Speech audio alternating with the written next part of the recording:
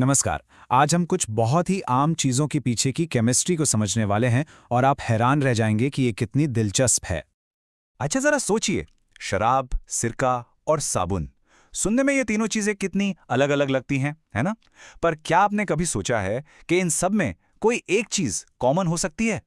तो इसका जवाब छिपा है एक ही तत्व में, और वो है कार्बन। जी हाँ, ये सभी कार्बन से बने कमाल के कंपाउंड्स हैं। आज हम ऐसे ही दो बहुत ज़रूरी कार्बन कंपाउंड्स, इथेनॉल और इथेनोइक एसिड के दिलचस्प गुणों को करीब से जानेंगे। तो चलिए शुरू करते हैं। तो चलिए सबसे पहले बात करते हैं एथेनॉल की। हाँ, वही जिसे हम सब आमतौर पर अल्कोहल के नाम से जानते हैं। तो इथेनॉल की कुछ खास बातें जान लेते हैं। पहली बात तो ये कि ये कमरे के तापमान पर एक लिक्विड यानी तरल होता है। जितनी भी अल्कोहलिक ड्रिंक्स होती हैं, उन सब का मेन एक्टिव इंग्रेडिएंट यही है। और पता है, ये एक बहुत बढ़िया सॉल्वेंट भी है। मतलब ये दूसरी चीज़ों को अपने अंदर आसानी से घोल लेता है। इसी वजह से तो इसे टिंक्चर आयोडीन जैसी दवाओं में इस्तेमाल करते हैं। और हाँ, ये पानी में किसी भी अनुपात में पूरी तरह से घुल जाता है। अब सवाल ये है कि जब कोई इसे पीता है तो होता क्या है। देखिए, इथेनॉल हमारे शरीर के मेटाबॉलिक प्रोसेस को, मतलब जो खाना पचाकर ऊर्जा बनाने की प्रक्रिया है, उसे धीमा कर देता है। इतना ही नहीं, ये हमारे सेंट्रल नर्वस सिस्टम यानी हमारे दिमाग पर भी असर डालता है, जिससे इंसान का खुद पर कंट्रोल और सोचने समझने की शक्ति कम हो जाती है। यहाँ पर एक बात समझना बहुत बहुत ज़रूरी है। इथेनॉल और मेथेनॉल, ये दोनों सुनने में एक जैसे लगते हैं, पर इनमें ज़मीन आसमान का फ़र्क है। इथेनॉल की थोड़ी मात्रा से सिर्फ नशा होता है, लेकिन मेथेनॉल की तो बहुत थोड़ी सी मात्रा भी जानलेवा साबित हो सकती है। तो आखिर मेथेनॉल इतना खतरनाक है क्यों? असल में जब ये शरीर में जाता है तो ये हमारे सेल्स के अंदर के प्रोटोप्लाज्म को, आप समझ लीजिए कि ठीक वैसे ही जमा देता है जैसे पकाने पर अंडा जम जाता है। सोचिए कितना खतरनाक है।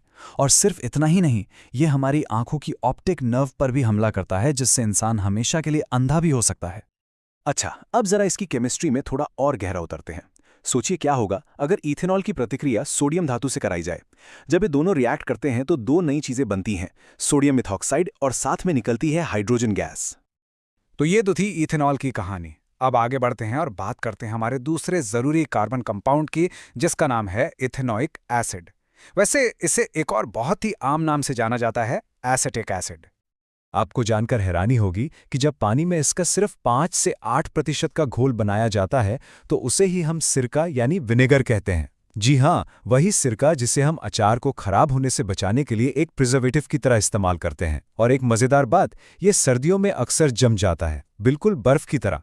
इसीलिए इसे ग्लेशियल एसिटिक एसिड भी कहते हैं। इथेनोइक एसिड की एक बहुत ही खास केमिकल रिएक्शन होती है, जिसका नाम है एस्टरिफिकेशन। अभी नाम सुनने में थोड़ा मुश्किल लग सकता है, पर यह है बहुत ही दिलचस्प। चलिए देखते हैं इसमें होता क्या है। आपको याद है, हमने अभी अभी इथेनॉल के बारे में बात की थी। तो जब यही इथेनॉल इथेनोइक एसिड के साथ रिएक्ट करता है तो एक बिल्कुल नई चीज बनती है, जिसे हम एस्टर कहते हैं। और एस्टर की सबसे खास पहचान होती है इनकी मीठी फलों जैसी खुशबू। बस इसी वजह से इनका इस्तेमाल परफ्यूम बनाने में और खाने की चीजों में फ्लेवर डालने के लिए किया जाता है। पर कहानी यहीं खत्म नहीं होती। सबसे दिलचस्प बात तो यह है कि अगर हम इस रिएक्शन को उल्टा कर दें तो उस प्रोसेस को कहते हैं सैपोनिफिकेशन। और जानते हैं इससे क्या बनता है? इससे बनता है साबुन। जी हां, वही साबुन जो हम रोज इस्तेमाल करते हैं। तो अब जब हमने ये जान लिया कि साबुन बनता कैसे है, तो अगला सवाल ये है कि आखिर ये काम कैसे करता है। मतलब ये कपड़ों से मैल और गंदगी को निकालता कैसे है। चलिए समझते हैं। इसका सारा राज छिपा है एक खास तरह की बनावट में, जिसे हम मिसेल्स कहते हैं। देखिए, इसे समझने के लिए हमें साबुन के मॉलिक्यूल यानी उसके अणु की बनावट को देखना होगा। इसके ना दो सिरे होते हैं और दोनों की आदतें बिल्कुल अलग हैं। एक सिरा है हाइड्रोफिलिक, जिससे पानी से प्यार है तो वो हमेशा पानी की तरफ भागता है। और दूसरा सिरा है हाइड्रोफोबिक, जिससे पानी से सख्त नफरत है, तो वो पानी से दूर भागकर तेल या गंदगी से जाकर चिपक जाता है। तो होता यह है कि जब हम कपड़े धोते हैं तो साबुन के ये लाखों मॉलिक्यूल्स तेल और गंदगी के चारों तरफ एक गोलाकार झुंड बना लेते हैं। बस इसी झुंड को हम मिसल कहते हैं।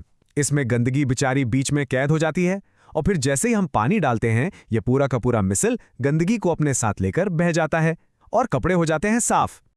लेकिन क्या आपने कभी ध्यान दिया है कि कभी-कभी साबुन ठीक से झाग ही नहीं बनाता? कितनी भी कोशिश कर लो, झाग बनता ही नहीं है। तो ऐसा होता है हार्ड वाटर यानी कठोर जल की वजह से। देखिए, हार्ड वाटर में कैल्शियम और मैग्नीशियम के सॉल्ट्स खुले होते हैं और जब साबुन इन सॉल्ट से मिलता है तो वो झाग बनाने के बजाय एक चिपचिपा सा पदार्थ बना लेता है जो पानी में घुलता भी नहीं है। इसी को स्कम कहते हैं और यही स्कम कपड़ों पर एक परत की तरह जम जाता है। और बस यहीं पर हीरो की तरह एंट्री होती है डिटर्जेंट की। डिटर्जेंट की खास बात यह है कि वो हार्ड वाटर में भी बढ़िया काम करते हैं क्योंकि वो स्कम नहीं बनाते। इसीलिए आप देखेंगे कि शैम्पू और कपड़े धोने वाले ज्यादातर प्रोडक्ट्स में साबुन की जगह डिटर्जेंट का इस्तेमाल होता है ताकि वो हर तरह के पानी में असरदार रहें। तो अब आप जान चुके हैं कि साबुन और डिटर्जेंट के काम करने के पीछे कितनी दिलचस्प केमिस्ट्री है। अगली बार जब आप अपने कपड़े धोएं तो जरा सोचिएगा कि कैसे ये छोटे छोटे मॉलिक्यूल्स अपना जादू चलाकर गंदगी को साफ कर रहे हैं। इस पर जरूर सोचिएगा। आज के लिए बस इतना ही। धन्यवाद।